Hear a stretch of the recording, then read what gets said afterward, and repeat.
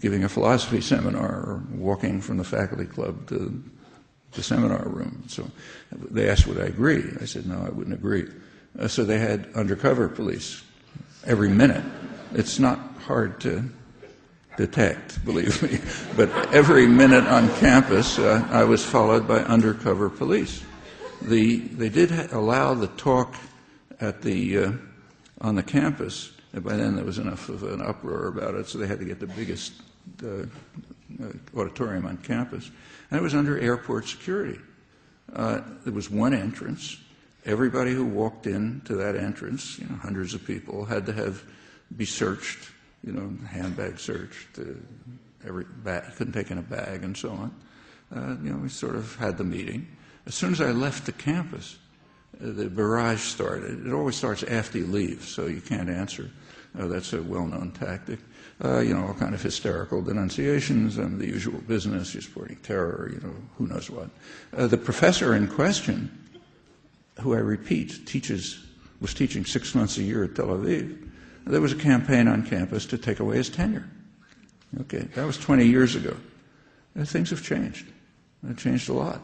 Now you can have sensible discussions of this topic on campus. And in fact, now it's turned to something like the opposite, so that it's pretty hard usually to even elicit a hostile question. What you're just hearing is pretty unusual. Usually there's just no support for U.S.-Israeli policy. That's a big change. And it means that the U.S. policy could be changed, as it was in South Africa.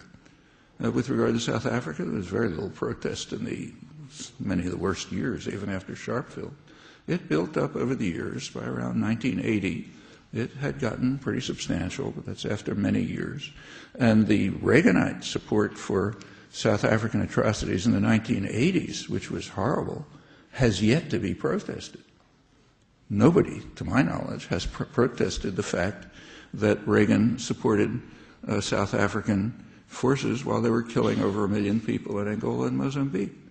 I haven't heard anyone protest the fact that Colin Powell's Pentagon, he was chairman of the Joint Chiefs, condemned the African National Congress as one of the more notorious terrorist groups in the world in 1988. Have you heard anybody protest that? I mean, you can learn these things from, scholarly sources and stuff, but it's just not part of the discussion, even to this day. So, yeah, it takes a long time before things break through. Professor Chomsky, thank you for coming. It's an honor to have you here. My question is, can you throw light on why the drafters of the 1951 Refugee Convention and the subsequent 67 Protocol decided to leave out Palestinians out of the official definition of refugees, and also what can be done to improve UNRWA's mandate to administer assistance and protect? Yeah, could you speak it louder, clearer, and slower? Oh. Maybe if you move back away from the mic a little clearer. I'm just not hearing, I'm sorry. Okay. Professor Chomsky, can you throw some light on why the drafters of the 1951 Refugee Convention and the subsequent 67 Protocol decided... 67 what? Protocol. Protocol. Yes. Why did the drafters leave out Palestinians out of the official definition for refugees? And also... I understand. The Palestinians, in fact, are the only... I mean, they're maybe one of the biggest refugee problems in the world, but they're the only one that's not considered refugees to this day. I mean, the Palestinian refugees are under the jurisdiction of the UNRWA. They don't fall under refugee rights. Okay? Why is this the case? Well, the Western powers, especially the United States, didn't give a damn. I mean, in fact, in the early days, if you look back in 1950, 1951, the United States was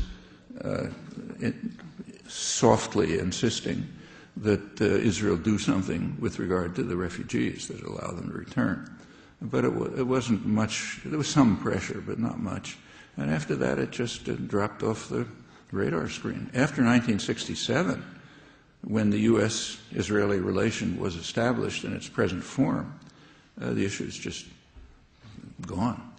The U.S. simply supports Israel on this as everything else. But your point is right. It's the one, maybe I think the only major refugee population that does not fall, is not treated as falling under the refugee conventions. You up there? Hello, thank you. I'm sick, apparently. I'm the son of an Israeli, and I'd like to find out as much about this situation as I can.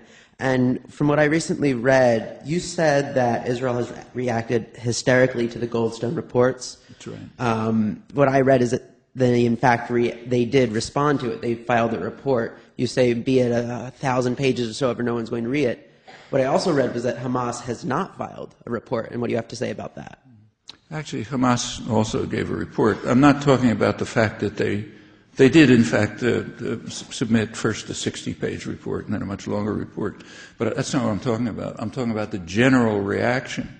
The general reaction is one of remarkable hysteria. I don't know if you read the Israeli press or, see what goes on there, but it's unbelievable. And the reaction has, in fact, caused much more hostility, as I described. If they had simply said, fine, thank you for the free pass, we're now going to talk about the details of whether, there was a firefight nearby when a stray missile attacked the source of all of the flour in Gaza. If they'd restricted themselves to that, it's always a weak case. Any discussion of war crimes in practice is always a weak case. You weren't there, you didn't see maybe something else happen. If they'd simply kept quietly to that, I think the whole thing would have died. Instead, they turned into a huge issue. I mean, it's considered like a lethal problem in Israel. It's a major problem, the Goldstone report. And Goldstone himself has been defamed beyond discussion. It's incredible in Israel, but also in the United States. And I think that hysterical reaction has been counterproductive for their own purposes, especially because the Goldstone report did give them a free pass. And that's the important thing. Good evening, Noel. Can you hear me okay? Can you hear me? Who's talking? Myself. Good evening, Noel. I'd like to thank you for an excellent talk tonight. And I know you were in Ireland recently, and I hope you had a wonderful, some Irish hospitality when you went to Belfast. My question for you is, I'd like to address the idea if the United States government were to impose some sort of settlement on Israel, a two-state solution. Israel, as is known, well, it's best kept secret in town, has nuclear weapons. And given the irrational and racist nature of the Israeli state, do you see any dangers inherent that there would be a lobby that would, take it all with them? It's our biblical promise having this state. Would they use those nuclear weapons? And how do we get rid of them? So I didn't hear most. Yeah. Let me repeat and see if I got the gist of it. If the United States simply joined the world and said, okay, we're going to agree with the rest of the world that there should be a two-state settlement, and Israel didn't want to go along, could they use their nuclear weapons? Well, yes. Would Israel and could they use their nuclear weapons? Do you think that's a serious concern? It's not a minor question.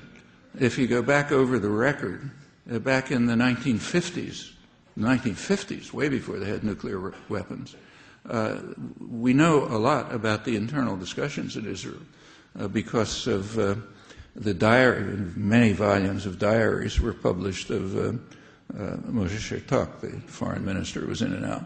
And there's a lot of stuff in there about this. Back in the mid-50s, Israeli leaders, these are the doves, incidentally, were taking the position that if we're pressed too far, we will go crazy. Nishtagea. We'll go crazy if we're pushed too far. And we'll make them pay for it. So they better leave us alone. Well, they were talking about the United States mainly. Well, they couldn't do anything about it at that time. But once they have nuclear weapons, it's not a joke. And U.S. planners have been concerned about it. You can read in military journals, U.S. military journals, I've quoted them now and then, concerned that Israeli nuclear weapons could be a threat to the United States. I mean, not that they're going to attack the United States, but that they could cause some big problem for the United States. When Israel announced some years back that it had the capacity to deliver nuclear weapons to southern Russia, the United States got upset.